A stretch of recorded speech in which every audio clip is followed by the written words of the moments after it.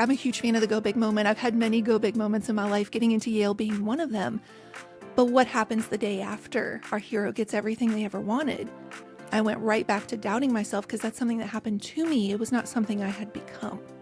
And so, paradoxically, some of the most important work we will do to quit playing small is actually by starting small. Small but important commitments that we keep to ourselves. So that becomes our surprisingly simple but not easy shift.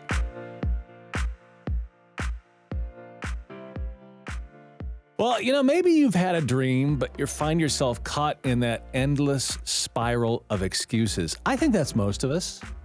Well, what if this? What if that? There's the but this and the but that. What if the critics come? What if I start and I can't follow through? What if my voice doesn't matter? What if I don't actually matter? I think that's a big one. What if it's too late? What if someone else has done this? Especially if you're thinking of a podcast. Every podcast has been done, right? Well, maybe it's time to move from stuck to start, and we have Mary Marantz here to walk us through that, and she's written the best-selling book, Dirt, and then we got the new book here in my hands, Underestimated, the surprising simple shift to quit playing it small, name the fear, and move forward anyway. And Mary, you also have a podcast as well. I do. Yes. Thank you so much for having me on. The Mary Marantz Show, themarymarantzshow.com. People can check out. I have authors on every week to talk about their books, but we're turning the tables today. That's right. We're interviewing you. So this is cool. You've been on CNN, MSN, lots of other publications as well.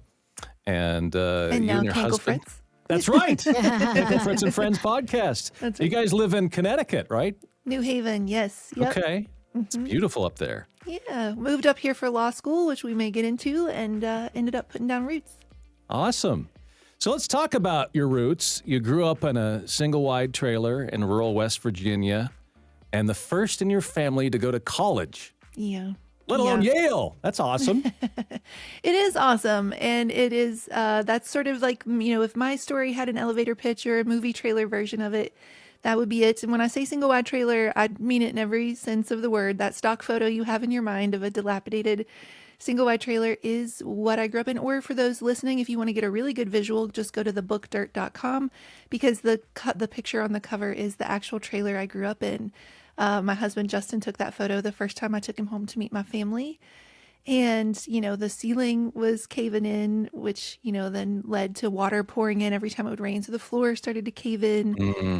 We had my dad, dad's a logger, so mud from his boots in the carpet and stray animals. We say, we don't know where the brown shag carpeting ended and dirt began. And so my first book is Dirt. It always started with dirt. And then you fast forward and I go to Yale for law school. And it's on the one hand, we've seen this movie before. We know this book, it's an underdog trope we're very familiar with.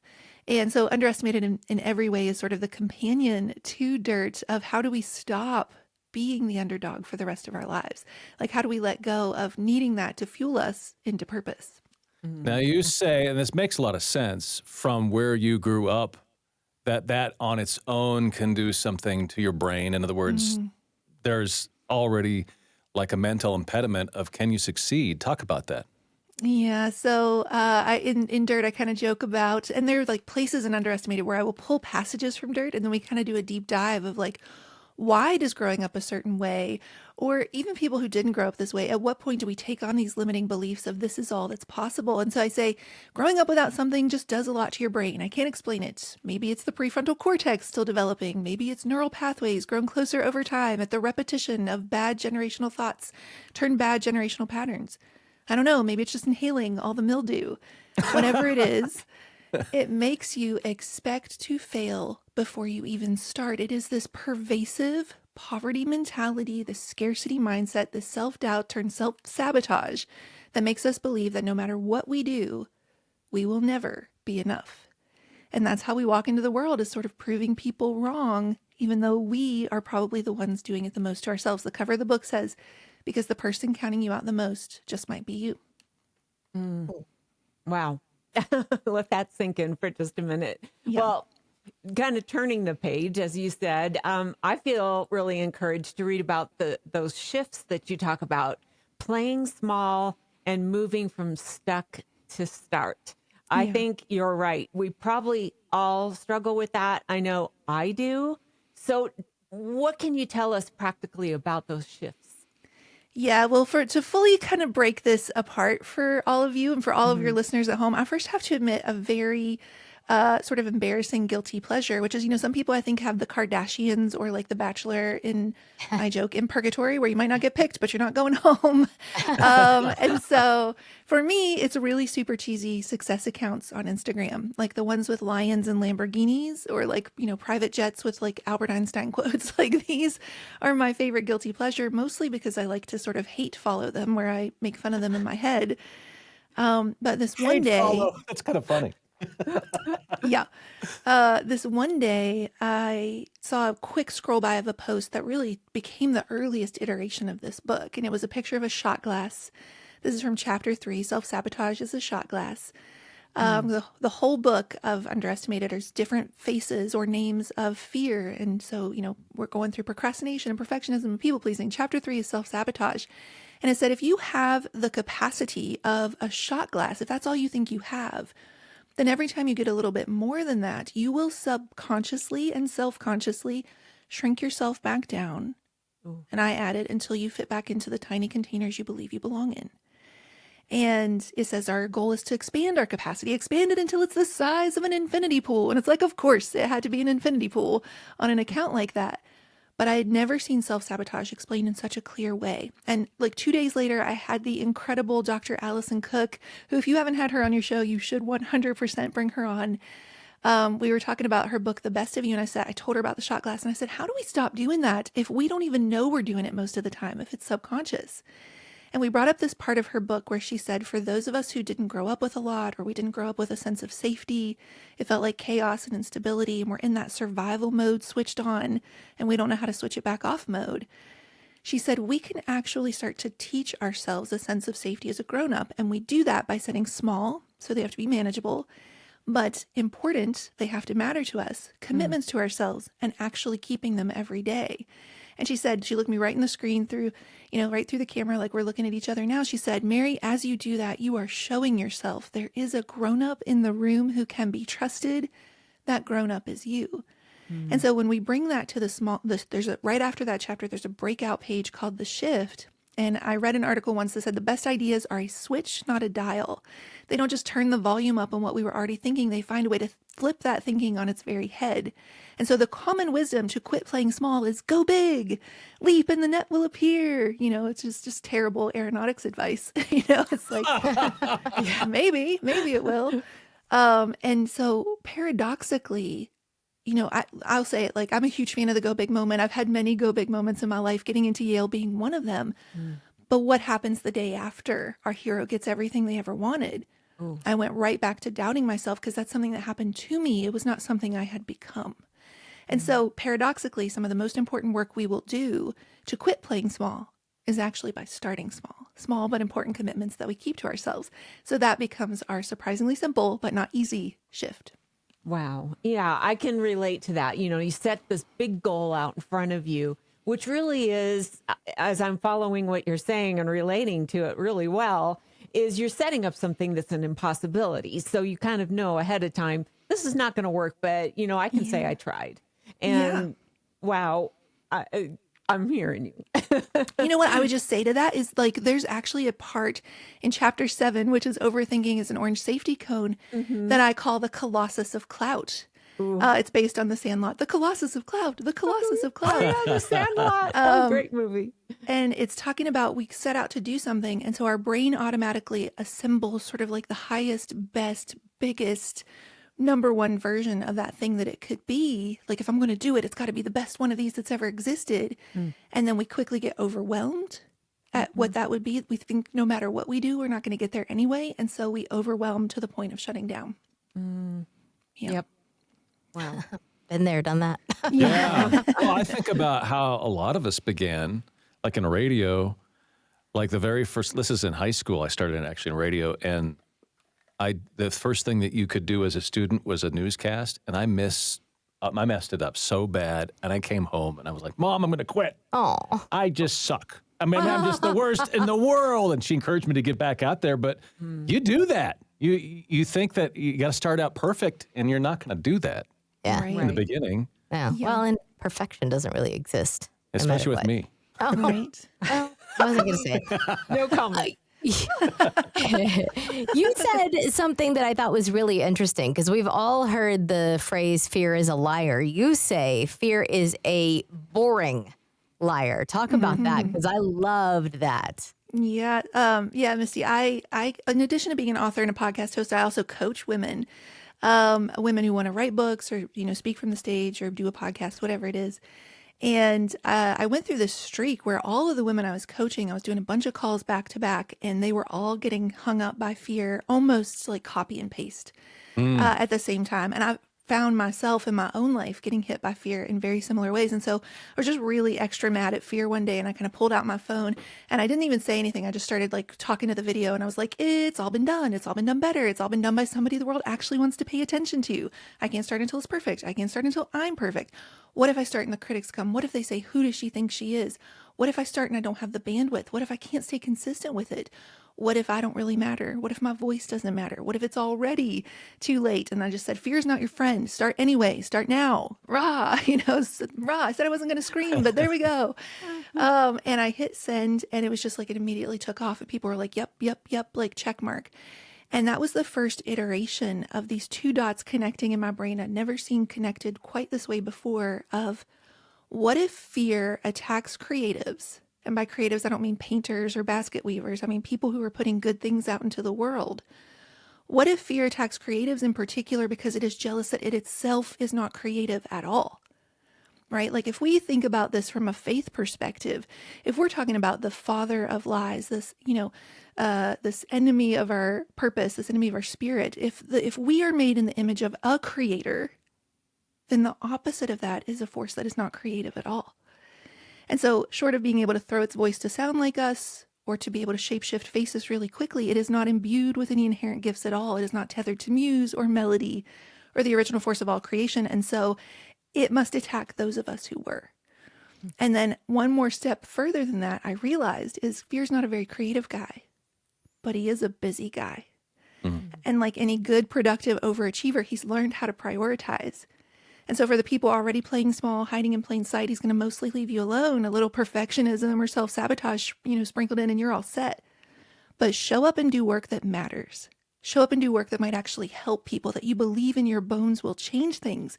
And you better expect fear to show up teeth bared and snarling. That mask is going to fall off, and you're going to see just how venomous he actually is. And we can actually use that to our advantage because he would not show up unless what we were about to do really matters. We tell ourselves if fear shows up, it's a clue we're not supposed to do it. But I believe it's actually the opposite. Is that where naming that fear comes in to help you move forward? Yeah, 100%. I was on a show called This Changes Everything. I have to give credit where credit's due. Sarah Rice, the host, said, it's a lot like in The Wizard of Oz, the great and powerful Oz, so scary, the cowardly lion runs away. But we, Toto pulls back the curtain and we see it's just this small man behind the curtain. And I said, yeah, a snake oil salesman who's trying to sell us on this grift, that he's scarier than he is. And so as soon as you can name it really quickly, and that's why there are these very kind of unexpected visual metaphors like the Colossus of Cloud, the quicker you can name it, the quicker all of his power just whooshes out of the room. He's not going to leave, but all the power goes away. Just naming it that happens. Yeah. Yeah, that's amazing. And I've been using this myself. Launched in this book daily. Oh, okay, we're just in the Colossus of Cloud. We're in the Research Riptide. We're in the Princess and the Pea problem. Like, the more I can just say really quickly, yep, fear's here. Fear this morning told me my voice does not matter. And here I am right now having this conversation with you. So yeah, it takes all the power out as soon as you can say, I know what you are.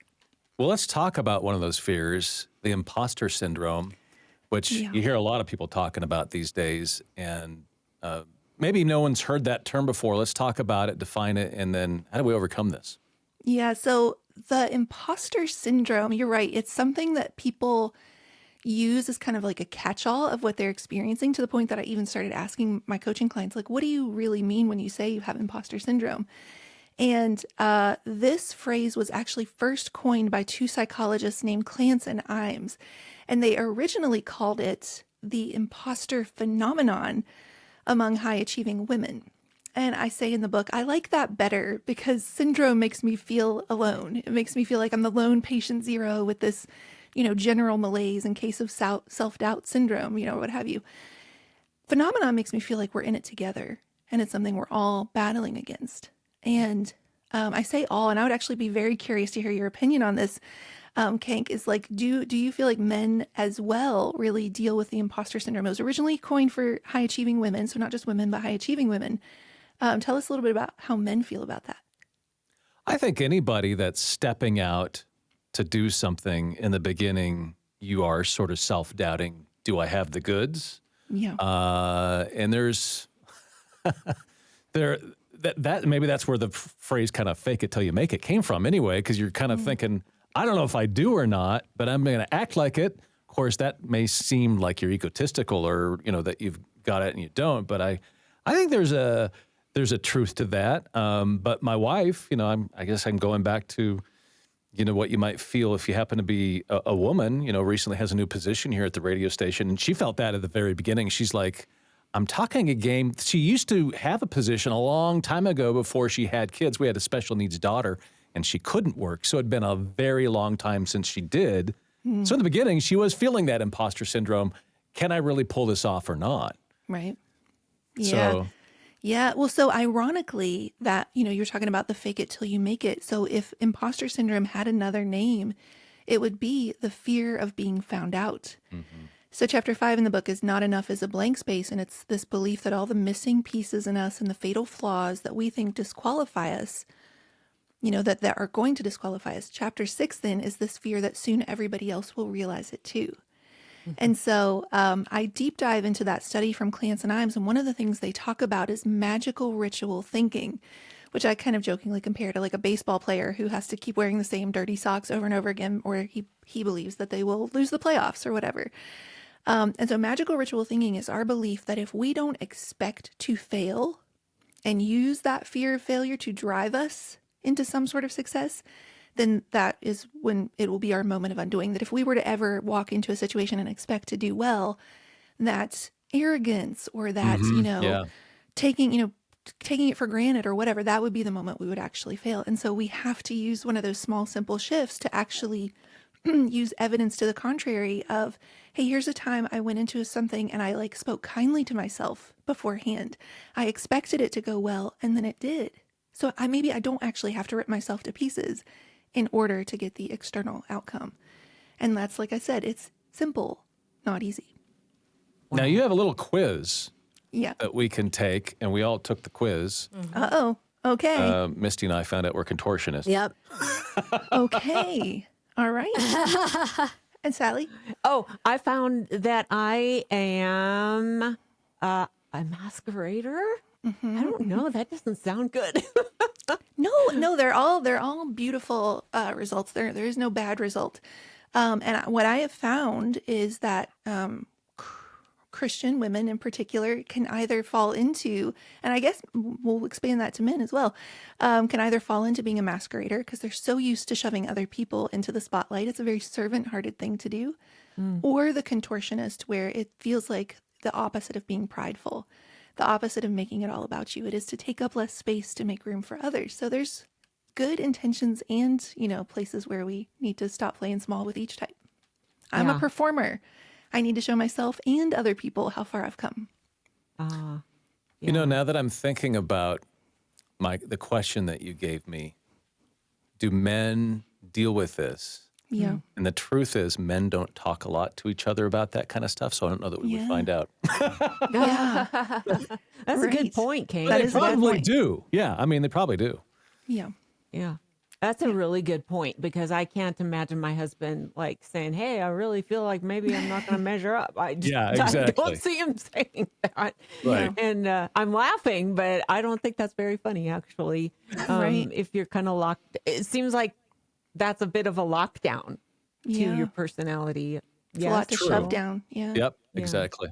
Yeah. Well, so in the Interesting. book, it talks about, Dr. Margie Worrell talks about both men and women can experience imposter syndrome, but women far more likely are going to attribute their success to external circumstances like luck or other people intervening, Whereas men might experience it, but they're still going to be more likely to attribute any success they achieve to internal characteristics like intelligence or grit, tenacity, problem solving, what have you. So I think that's maybe where it starts to divide. It's like we both experience it, but how do we explain it away? I think it's because guys don't want to admit a fault, a weakness. It's just not in your, it's like groupthink, a no-no, where I think it's more groupthink for women to lean on each other and talk about that stuff, where guys like, hey, you're a guy, buck up, Right. Right. Yeah. Yeah. I actually think that's part of my masquerade is let's just push somebody else out front and maybe somebody will notice, that you're making a difference too. And so I can see where I've taken a backseat a lot of places. And, maybe that's just been my role as a helper that way. But it's just very eye-opening to take it. You made that quiz very fun because it's all very relatable. You obviously love movies and movie quotes and, and current songs that are out and how we might be relating to them. So thank you for that. Tell us where we can find that quiz. Yeah, if you head over to achieverquiz.com or marymarantz.com/quiz, my last name is Marantz. They'll both get you there, marymarantz.com/quiz. It takes 2 minutes to take, 10 minutes if you overthink it. Super fun questions. 10 minutes. Yeah. I was like 2 minutes. Okay, somewhere between 2 and 10 minutes. Okay. And then in true Mary fashion, the questions are fun, but the results, we're going to go pretty deep. Yeah. And I'm going to talk about like what I would say to you if I was holding up a mirror for you, where you might be playing small, and what's next, what we need from you next. Is the world waiting for you because the world is worse for your absence? And I think that our masqueraders and contortionists really need Say to that hear one that. more time. Yes, the world, I'll just say the full quote. Another year goes by, the clock goes on ticking, and the world is worse for your absence. We never asked you to be perfect. We just asked you to show up. Wow. Really appreciate that. And we all love a quiz. So I highly recommend marymarantz.com/quiz. I'm going to admit, I don't like the quizzes. Sorry, I interrupted you, Sally. You know why I don't like them? They're trying to pigeonhole me. It's like, well, this answer isn't quite perfect, and that one's not. How dare That's you why it move took me? me 10 minutes. Yes, exactly. Interesting. Here I So just here's zoomed another through. I really don't know what this says about me. Yeah, right. Yeah, you just whizzed through it, didn't you? I did. Yeah. nice. Yeah. Well, very self-aware, probably. Another really fun quiz I'll just shout out real quick that maybe goes along with what Kank was just saying is Gretchen Rubin's 4 tendencies types. And so she has Write that the down. upholder, who is good at keeping promises both to themselves and to others. The obliger, who's terrible at keeping promises to themselves, but really good at if they're going to let somebody else down, they get it done. The questioner, great at keeping their own, goals and principles and promises, but they need to understand somebody else's requirement of them in order to participate. And then the rebel doesn't want to do it either if they've asked themselves to do it or somebody else has. And so that kind of feels like that. I don't want to be pigeonholed. I don't want to be told who I am. I don't want to be told what to do.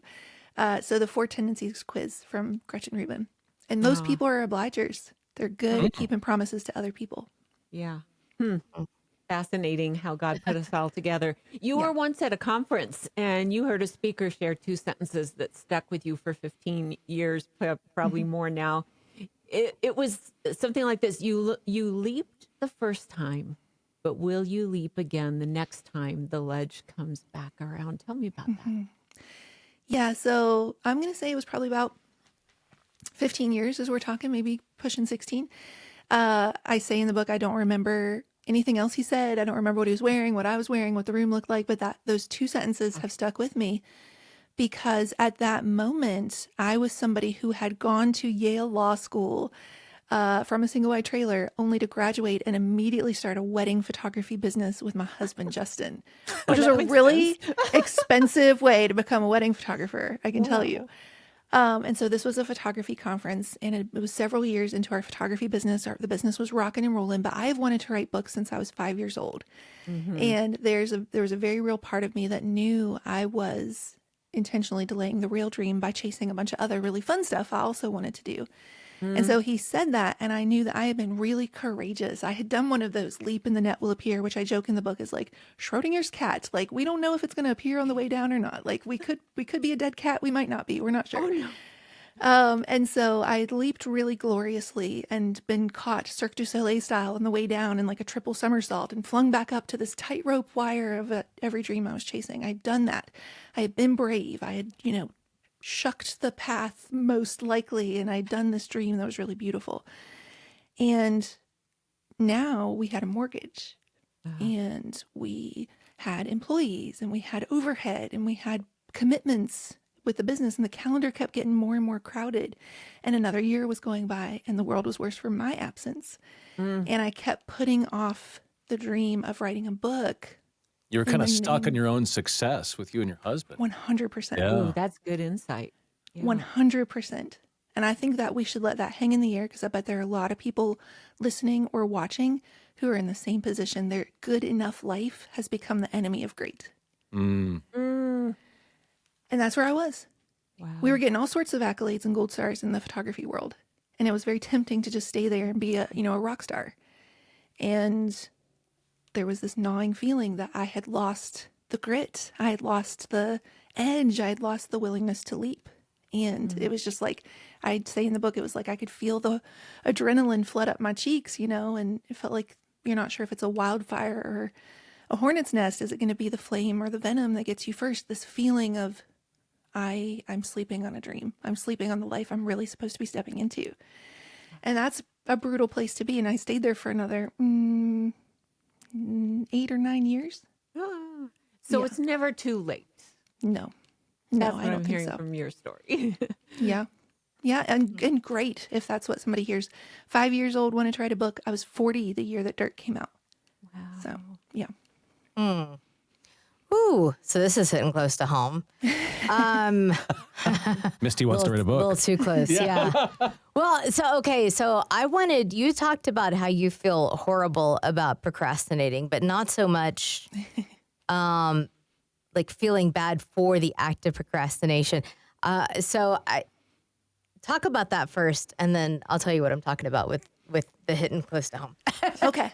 I love it. Yeah. So chapter 8 is procrastination is a double-edged sword. And I call it that because I go through a lot of the duality of procrastination. There's active versus passive, adaptive versus non-adaptive, two different types of physiological responses, parasympathetic and sympathetic nervous system procrastination. But all of that aside, if that was just like, science-y over our head stuff, what it really boils down to this is I say, I always feel horrible when I procrastinate. And I don't mean I feel bad for procrastinating, although that part can be true. What I mean is that I feel like I'm getting the flu. I feel like I have a fever. I have, chills. I all I want to do is sleep. All I want to do is, eat ginger ale and crackers on the couch. And it turns out that's a science reaction. That when our brains perceives the threat of this big, scary colossus of clout thing we want to go do, it cannot distinguish it really between that and a saber-toothed tiger. And so it just sees threat, and it will either send you into this kind of, brake pedal, as Britt Frank calls it, of the body, where we sort of just shut down on the couch to nothing. The actual flood of adrenaline and noradrenaline in our bodies mimics the flu. So that's a real thing. Or it sends me into a total existential crisis where I'm, on the floor in the fetal position, questioning man's search for meaning and if this cheese in the back of the refrigerator is still any good. And that is, that both of those kind of describe sort of this like almost approaching a disassociative state where it's sort of like the brake pedal of the body has gone to the extreme. And we just sort of, that's the freeze response. That's a functional freeze response to the saber-toothed tiger of wanting to write a book. The other extreme is we become almost like we're flying around the house doing every other thing on our list, almost in like fast forward, which is like this really gas pedal of the body, this overcompensating productive procrastination where we're doing every other thing we can. And so when we start to realize that it's not a character problem, an apathy problem, a laziness problem, it's actually a physiological response, as Britt Frank says, then we can actually start to notice if procrastination is serving us. Okay, so that's the explanation of that. Now I want to hear, Misty. I want to hear. Well, it's interesting because I'd never put that together. So I have wanted to write a book since I was a kid as well. And now I will say, I don't I don't know what publishers look for. I don't know the ins and outs of that. And last year, there was an author who's done some self-published stuff, and I think maybe traditionally published once. And so she and I were going to do critiques. And after I sent her a very, we're talking just bare bones idea. I didn't have any, I think she thought I was farther along in the process than I actually was. Okay. And I don't believe she meant to be as harsh as she was. But what she said is, I think I need somebody more advanced. And I shut down, and I have not written since then. And it's interesting that you talked about that feeling terrible, because anytime I think about opening my laptop and starting that back up, I get exhausted. Yeah. Like to where I just cannot move. So I was like, it never occurred to me that it's that, kind of fight or flight response. And Yes. I'm choosing sleep. Yeah. And the wild thing is we have no control over which one our bodies will choose. If it's going to choose fight, if it's going to choose flight, if it's going to choose freeze, or sometimes it's fawn, which gets into people-pleasing stuff. But what comes up for me when what you mentioned there, I wrote a post not too long ago that said one of the most brutal parts of being a grown-up we don't talk about enough is this muscle memory for disappointment that we have accumulated. We've been here before. We've tried that before.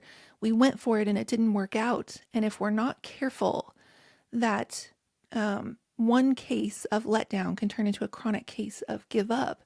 And so we walk into every new circumstance with every person who told us we couldn't, every person who didn't even think about their words. And they just, there's a part in the book where I talk about every one of us is walking around with the words someone else said over us tattooed on the sleeve where we once used to wear our hearts. So we protect and we withdraw and we say, I'm never going to let anybody hurt me like that again. That's sort of like our inner critic who was born to protect us. Like, listen, criticism hurts. So let's not do anything anybody could ever criticize again. And the thing that I come back to that I talk about in the book is you cannot bubble wrap purpose. There's no amount of shrink wrap that'll ever keep you safe. And when you do work that is excellent and you know in your bones it's going to help people, suddenly what the critics have to say doesn't really matter so much anymore. Now, this happened to you at a very, very early stage. It's like, here's my tiny bird. I wish I knew who to give credit for that idea. Somebody said, like, here's my idea that's like a tiny bird. And you have to really think about who you're going to give it to, because are they going to hurt the tiny bird? Are they going to crush the tiny bird? Or are they going to speak life into that bird? Somebody really crushed the bird, and She sat on the bird. she sat on the bird. It was and it was gone. This is all so relevant right now because a bird has made a nest in the wreath on our front door, and we have 4 little robin's eggs right now. So I'm like, oh, the little birds. But that's exactly it. And so, what you are going to have to do, and the work you're going to have to do, is you've got one voice in your head right here, and that's hers. Different people will become the voice of our inner critic monologue. For a lot of us, it's our parents when we're little. You've got a new voice in the chorus. And so your job is going to be to try to replace it, overwhelm her with evidence to the contrary. But I would say in the form of faces of real people in real life who would be helped by this book. Let the chorus of them become louder than her voice. That's good. Misty, Wow. you need to Right? hear that. Wow. It's funny because that's I feel like God's been kind of dealing with me on that, because it keeps coming up in a lot of different ways. Pursuing dreams that like somebody tried to crush. So I'll just take this as a sign that I need to open that laptop back up. My word. Yeah, that's right. But and it is.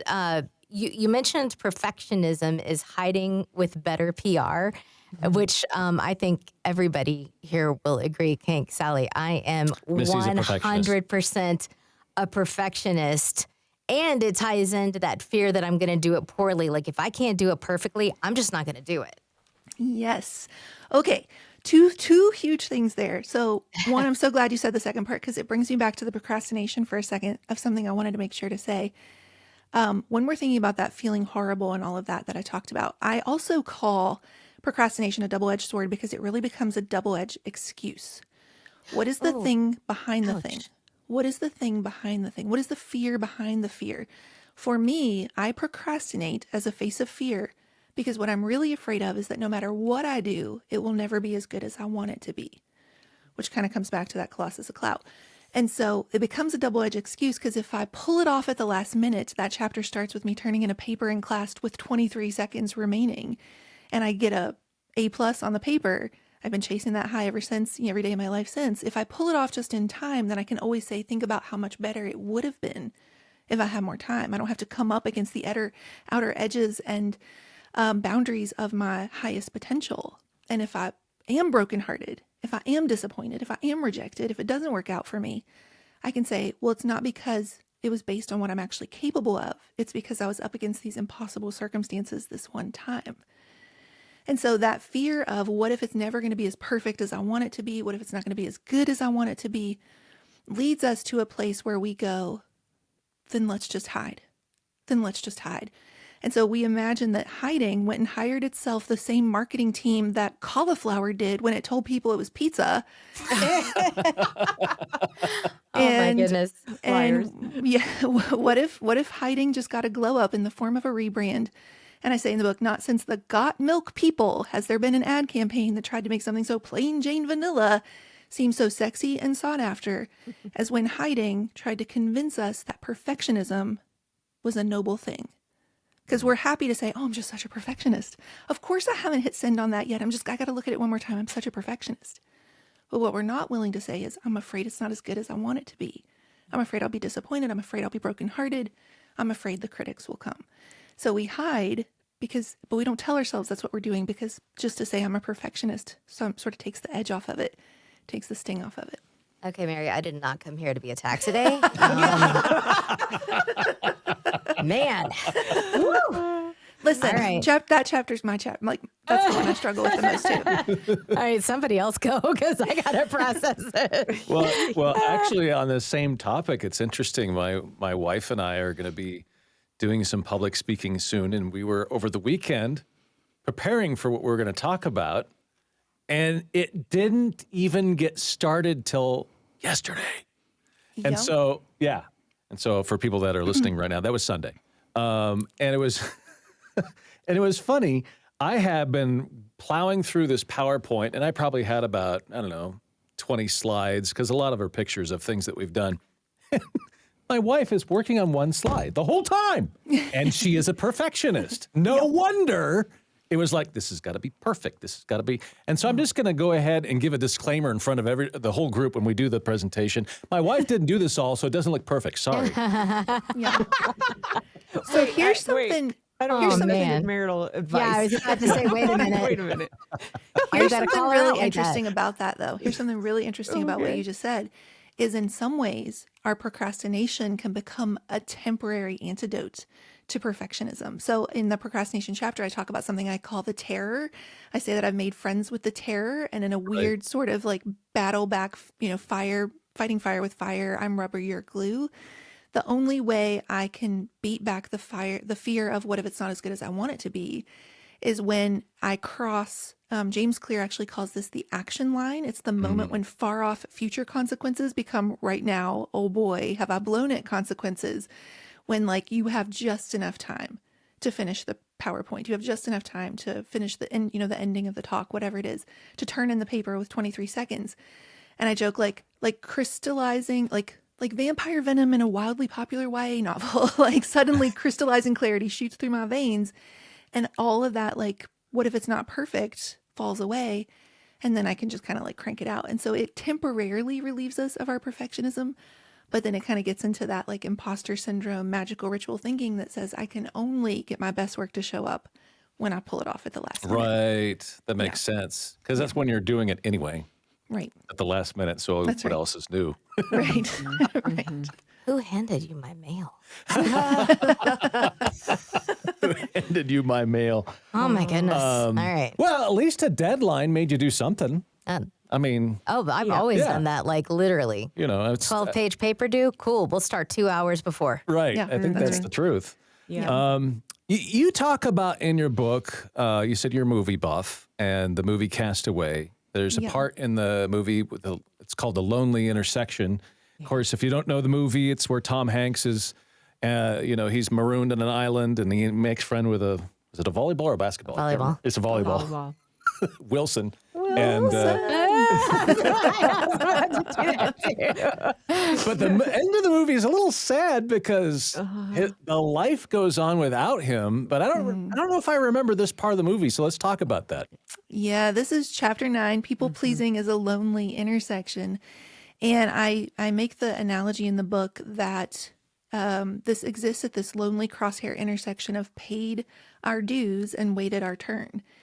And that they actually start to symbolize the sort of two sides. There's the actual people pleasing, like making sure people aren't mad at you and leaving you, which feels like a survival like a challenge to our very survival. And then there's this waiting for a permission that never comes. And I say that in my head, this looks like this dusty, 4-square intersection that goes on in miles and miles every direction, like at the end of Castaway, where he can go left to go deliver the final FedEx package and maybe meet somebody new, or he can sort of try to go back to his life. And it basically says like the time on the island was about him learning to survive, and now he has to remember how to thrive. And man, for so many of us, we get caught so much in survival mode that that's all that we know is how to survive, and we're not actually doing the things we feel called to do, because what if somebody gets mad at us for it, or can we even do that? Has the permission showed up? And so yeah, it's just sort of that picture of like that no man's land that exists when we go looking for there. The whole chapter kicks off with there's no there, right? When we say I'm not there yet, it doesn't actually exist. This moment of arrival is constantly this disappearing, vanishing point on the horizon. They're constantly moving the chains, and you just find yourself in the middle of nowhere. And so in that same section, I feel like you'll appreciate this, Kank especially. It reminded me of, we did a workshop in Texas. I was asking y'all if y'all were in Texas before this, we signed on, but she said that where she was from is so flat that you could sit out on your porch and watch your dog run away for 3 days straight. Oh my goodness. He's And still I've going. never laughed so hard at something in my life. But that's the kind of empty no man's land that we end up at, this very lonely intersection when we sit there forever looking left, forever looking right. Our people pleaser is going to let the next person go and the next person go. The other side of us that's waiting for a permission that never comes thinks that the AAA is going to show up at some point, roll down their window and say, you're safe to move forward now. And neither ever shows up. Yeah. Wow. As I'm listening to you, I'm thinking I was raised by my father, who's an engineer, my mother, who's a nurse. Two very precise people somehow got me, and creative. And so making a mistake or not doing something perfectly is something I battle daily. And I don't think that's unique, obviously, to me, but it is huge to me. And one of the things I've done now is I'll just send a text and read it later. Now, I regret that in a lot of ways. But at the same time, I think maybe there's ministry in my mistakes. Maybe I'm helping somebody else know you don't have to have the absolute perfect text or email. You can go and apologize for it later and just keep the conversation going. But it's something I think I'm learning. I'm not the only one in the world who battles with, oh my gosh, I'm such a failure. What in the world is that text message I just sent? 100%. Oh, yeah? Okay. The number of times I will read and reread and reread, because it's like, it feels like one mistake will be fatal. Like people will turn away from us if we, have a typo of, said something bad or whatever. And that really resonates with me, Sally. I tell this story in Dirt of when I was very little, 4 years old, my dad, who had a lot of expectations of me and a lot of pressure on me, got it in his head that I should stand up in front of our tiny Methodist church at the Christmas pageant and recite from memory, not read, but recite from memory the entire 'Twas the Night Before Christmas. Wow. Oh. And right before I went up, he said, don't fidget and don't mess it up. Oh. And I did No it. pressure.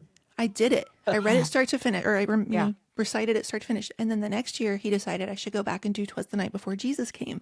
Oh my gosh. And I didn't prepare as much. And I messed up twice in that I had to be given like the start of the next line twice. And I thought I had totally failed.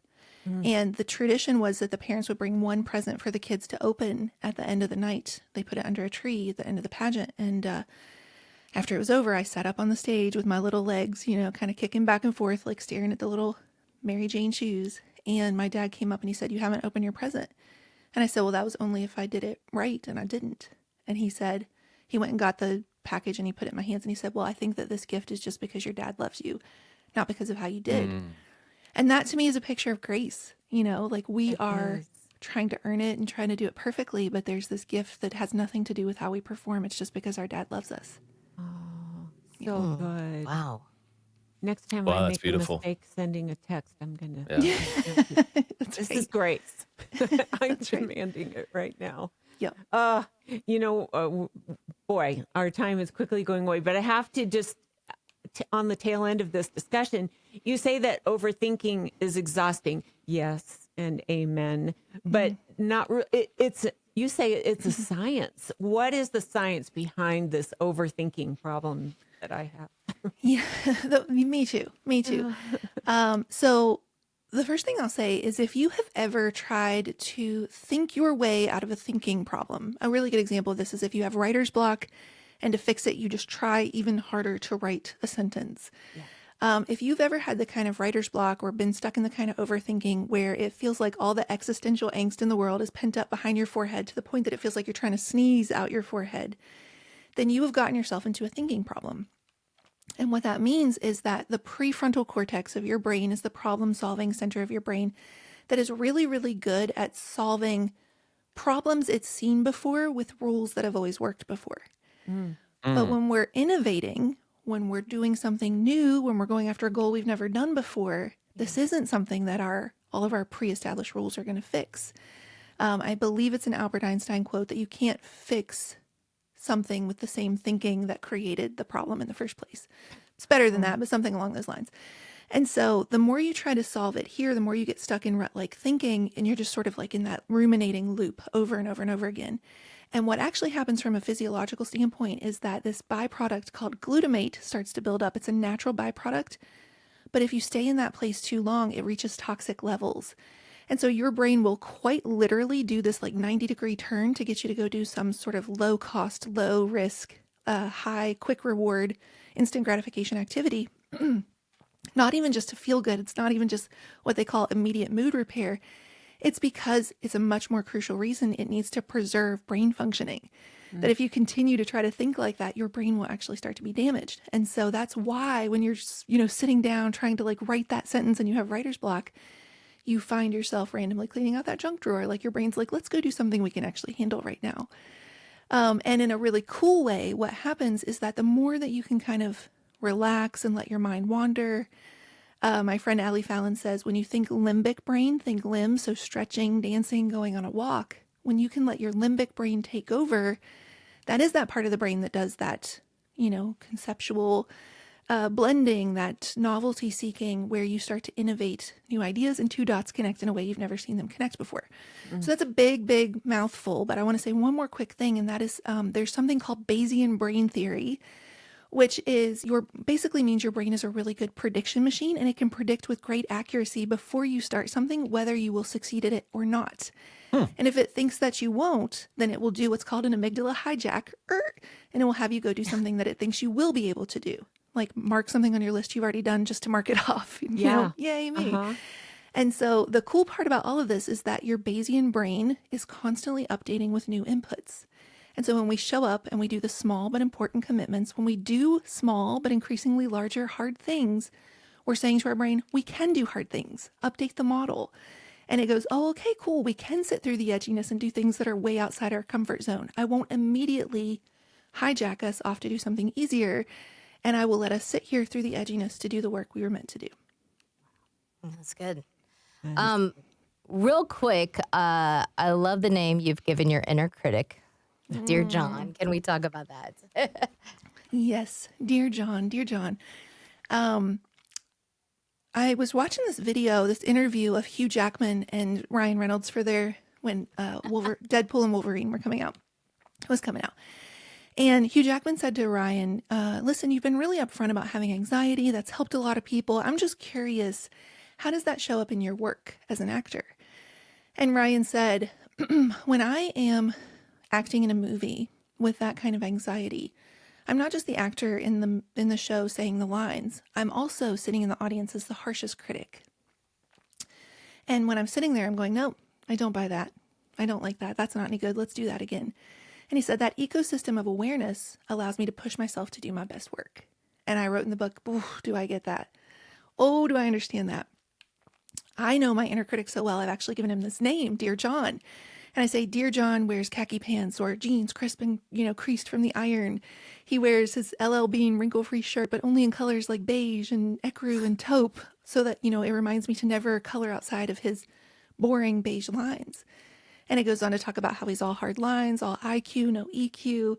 He thinks my unfettered access to my full range and depth of emotions makes me seem hysterical and weak. And it goes on to say, basically, he's furious at me for talking about Care Bears in a serious thought leader book. He thinks every word I write is so derivative. And he wants me, true to his name, to break up with all my biggest dreams before they become a bother to anyone else. Because, a Dear John letter is a breakup letter. And so that's like the first understanding most of us will have of our inner critic. It is the bully who's been really cruel to us for years and years. And there will be a process of just being angry at your inner critic for a while, right? Of how unfair it has been to you. But then we start to go a layer deeper when we get into, internal family systems. Therapy tells us that an inner critic is actually a protective part. It was born to keep you safe. There was a moment, like maybe when a author gave a harsh response, right? Where it said, "Ooh, we have been injured. We need to protect from that in the future. We need to not ever show our work to another author again. We need to not put our work out there at all, actually." Right? And so it becomes this kind of, it's trying to keep us safe in its own very messed up way. And the last thing I'll say on that is I was talking to Britt Frank, who I mentioned earlier. She was on my podcast not too long ago. And I was saying to her that in the book, Dr. Martha Sweezy walks us through a script we can have with our inner critic where we ask it how old it thinks we are. And we may be very surprised to find out it still thinks we're that little kid version of us it was initially born to protect. And then Britt said, and here's another question. Let's ask our inner critic how old it is. Because we may be surprised to find out it's just the 2 or 3 year version of us, year old version of us. And it's just having a temper tantrum. It just needs a hug and a cookie. And so that makes me have a lot more compassion for that inner critic when I see it as just this little version of me who just needs a hug and a cookie. I want a hug and a cookie right now. Me too. Me too. I need to go write a Dear John letter immediately. Yeah, no kidding. Breaking up with you. That's right. Exactly.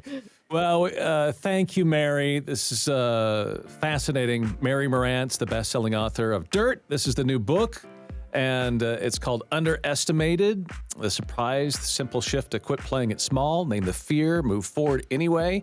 This just feels empowering today. What a great conversation. Really appreciate it.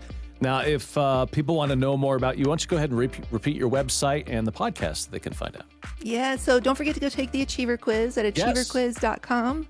Come DM me on Instagram. I'm at Mary Marantz, Marantz. Let me know which type you got. And then if you go actually to namethefear.com, we have the whole entire first chapter up there for free that you can download and start reading today, get a feel for my writing, get a feel for how I set up this starting over as a rolling boulder problem. And then while you're there, depending on exactly when this comes out, we may still have it up there where if you go ahead and order the book, then you will get the whole audiobook for free as a bonus, which is a huge bonus. It's kind of like getting 2 books for the price of one to underline and one where I will whisper sweet nothings to you as I read the book to you in audiobook format. And so that's at namethefear.com, and the podcast is themarymoranshow.com. Wow, brilliant. Get them hooked on a chapter. Yeah, I like it. that. Yeah. The first taste is free. Yeah. That's right. Exactly. You're like the sample lady at Costco. That's right. Nice. Thank you, Mary. Appreciate your time. Good Thank stuff. you.